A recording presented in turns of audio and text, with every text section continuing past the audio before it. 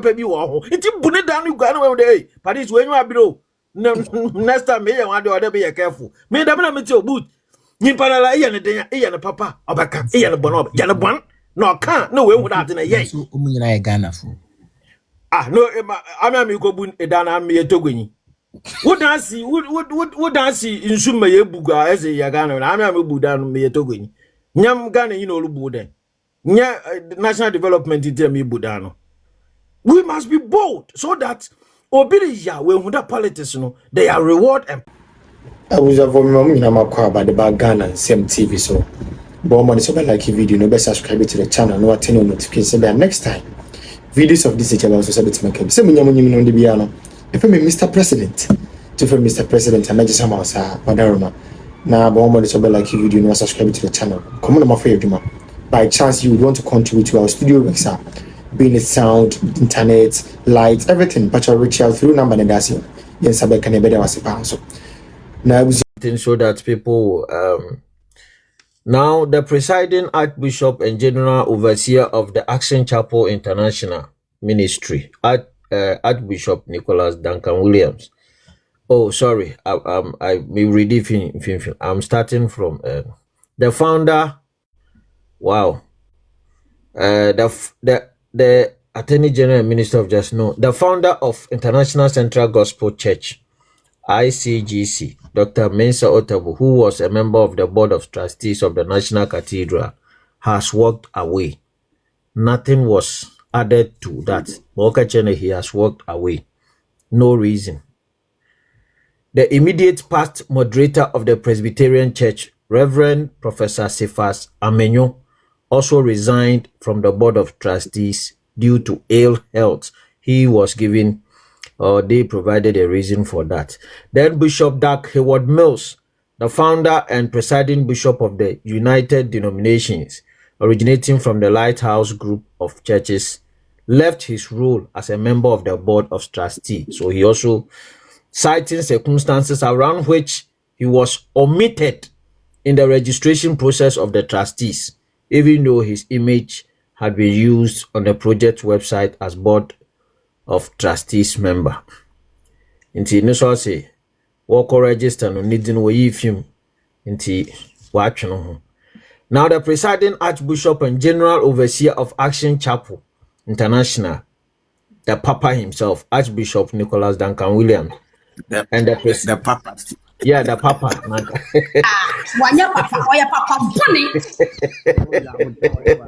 And the president and the president of the Eastwood Anamba Ministries, Eastwood Anamba, have also resigned as members and Board of Trustees of the National Cathedral. So all of these big, great pastors resigned. And for a major project like that, a contentious, politically dividing project, na asofu muna what do want to numu akase anan they resign what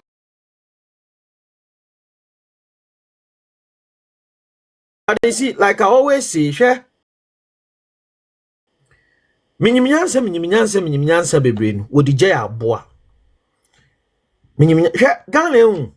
It's about time MPP leader be Dr. Baumia on to me there.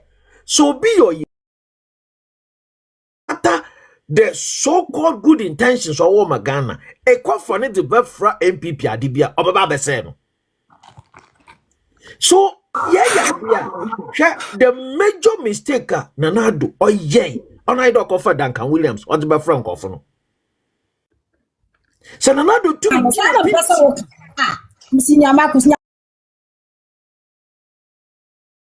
Pinti de dem papa yo NDC ni aya ne dan o NDC ni o kama o de ya mi shira who are pro MPP to help you to prosecute your agenda nkadama di nyina wamba.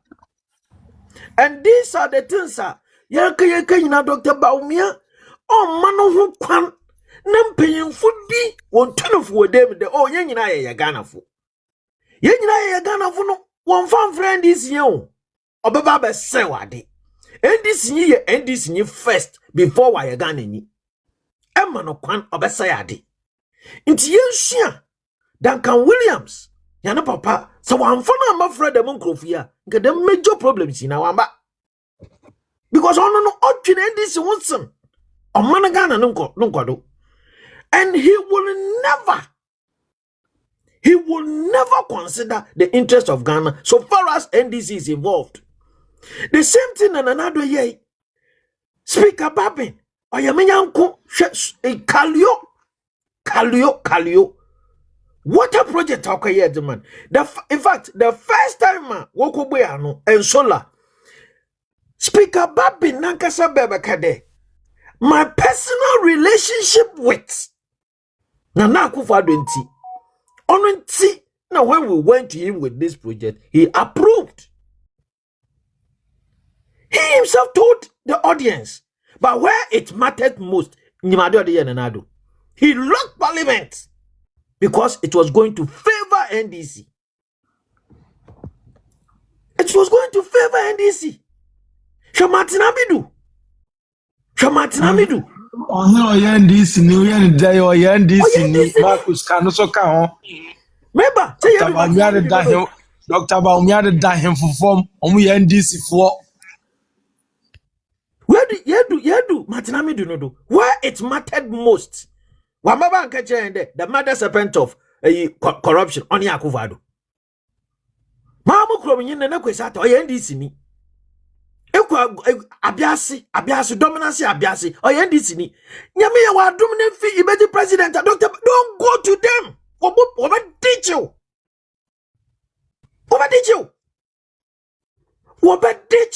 We NDC fu NDC no here once in Ghana nempuntu but MPP ni ba shada wide me de minyansanti let's consider them let's go to them everyone that they are to go no I say ade no Hey Marcus Tu osere I say ade na ajugo say ajugo so osere no let us yama good a drama sukoko bono call for no matter no my 100%. But the actually my journey say Emra omoti Petrus no almost say a good governance and I'm at Petrus. Indeed, Aban Papaba. As a speaker, Aban Papaba. See the bar form no almost say a good governance. And me a Petro air costro no almost say a good governance so name momo a Iran Israel US war. In Germany for the Ben pa na mbokos where a dear Huagro. Oh, I said some time ago a campaign monocram. Naman Penny can say Ukraine Russia war and Fagana who free had more 7,000 kilometers that by way of fire. What's not play Muna Casa or call Ukraine? Ufia Kra 7,000 kilometers and San Wakudru. No more common talkwa. Then I say Yesika. It was a contributing factor and a Ghana core crisis in Germany for the Ben Pana Mumubi, Mubedino Krama, young man. US, Israel, Iran wanted if I hope a better affecting Ukraine, Russia, and Mother any people for no pay. Not a what day.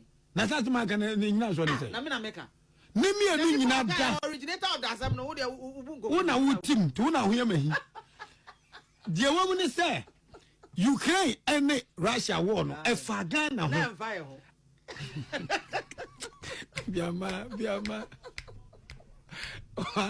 bomb to be say e fire ho bomb to ha na Israel ne America we say bomb abeto amasama ho bomb abeto pokwa fitu kwan yo mu ye ya se kwakwa na se kwa na ya ngwa wie wo say bomb ne ba kwa to flash star house utiso empare ya wate so enti ma Ghana fo mesra omaya de hyese mama yeni na ho na amanyofo de adwe diagura che too much obitimi ka say na Ukraine ihwan wo bomb bi abeto Ghana agina bomb abeto ha ansi wan hu sunsun so of this thing none of them came to his aid woja papa no na wamama nkofo no so dam abeyifui abeyudomi was so na ma papa no yembrel and then they had their way even when they took to Shraj kade okuja to nsam no kani on to improve no NDC kept saying those things.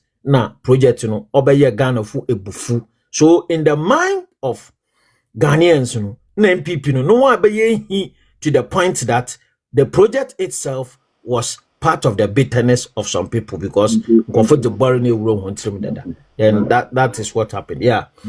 I suffer for planning at the actual informant in my again, pan and transfer on the resign. And one can't. I just want to. Okay, Kwadwe. Marcus, Mammy Cassim. Yeah. I didn't say, me chairman to a tea phone. Dear Ma, Duncan Williams. Any nasi funny resign in the say. Obi pesa what should I say? Or ye supremo. I want a young coso. Ain't it so mu committee? Aso funny na what nasi. Now, Gala Lord, dear, what's in the cam? Eh, Duncan Williams. Or person money nuts nasi. No mudu or no qua. Obia kotokoto no echian. Duncan Williams. Ninkofodi nkomoda. Nsema the first mami chia yera Alhaji Dr. Mahmoud Bawumia. Ayakwa akoye te se sisi anu fa social media bia na obi e frɛ doctor. Kofo bebre e frɛ nanado. Se nanado wapenso. Anka ne yefise nuomu eden. Abisho boy nkofo frɛ ni so bra. Na abutri kabetina so yi de enwoma ye west. Abutri dare ya. President Mahama. Oh, the only difference between President Mahama and Abutrika is a laptop. The only difference between President Mahama and Abutrika is a laptop. Omu dada nipa. Take it from me. Omu dada nipa. President Mahama answer ni yebe kwa kotu aba. O kachire o kansem de. E di chire ye you to know. Se adwuma baako. Ko Thre ne be ye se adwuma no. Minim sa no pe omo ko ndre numre no mapon omo ko fie dia o ka kire ye se public sector obia benya adwuma ye oba ye ko 2 years ni wan enya 24 hour economy ne ho faso it is say ka se president me ka kire o se President Mahama the only difference between ono any Abutrika laptop is so tiase because in some o kan ye no was coming Ghana fo nyina was coming Ghana youth ni nyina o ka kire teacher fo more colleges of education say oba omo licensure exams obetwem na when to me anya kura registration fee Mr. Speaker that's one aka akofo ado time e 200 Ghana cedis no President Mahama page mu dia ko 380 licensure exams no so wentwem automatic post no this any wentwem na President Mahama na memo no mai we ana onya afi ba ko ne fakura na membu obuno emu afi no wanya afi ba wo de na membu a obuno emu hinde na yede toto no wanya previous one no ngazi na make say ememo ni ye mfie nnan oma afi na wanya afi ba ko ne bosumi ni Mr. Speaker enkof ko ne bosumi ni nsemu ni ewei Mr. Speaker wana wo kire me wana wo kire me sa grobe so a ifia nopa nipa wo honom na se wo hu signal sa de ebe ye a obehu yentwen ema ade no ye bobo 90 minutes 90 minutes there but 90 minutes no o share first 45 minutes first half the way omo born no na na o share the way e ko na o tumi so ade ne nkoyi ana me no kasai me no kasa sisi ya kasoa ho no mandra a police akochi obi kunu di asema asuma na yiri so nkoto prepaid auto prepaid no 200 Ghana cedis in the 3 days wa bone yiri nanu suma na ni ahono endro mo kofa no President Mahama first one oba ye part 1 ugu aware bebre true dum so part 2 sisi osanso ugu aware through Agyeta electricity prepaid Agyeta wakofa di aba beto yeso na President Mahama oba wa kramita bi na on kramita man na akufo ado time na say na etua electricity wa hanum sa na eto prepaid ukroma wonko a wo ba ensema wo kan wo ka kire say wo be man cheap electricity wo ba ya wo de akọ 28 ahia% water and then nkofo nchichire ice block enso a sine so mo ye vortic e wo mu fie aden pin ko so wo man mu ko nkofo brown ebre kyerɛ sɛ dum so asanso unity ɛnɛ me no ka sɛ adenta kyerɛ hɔ no nkofo the light dadum so mu 24 hours yɛn so am light. What is happening in this country?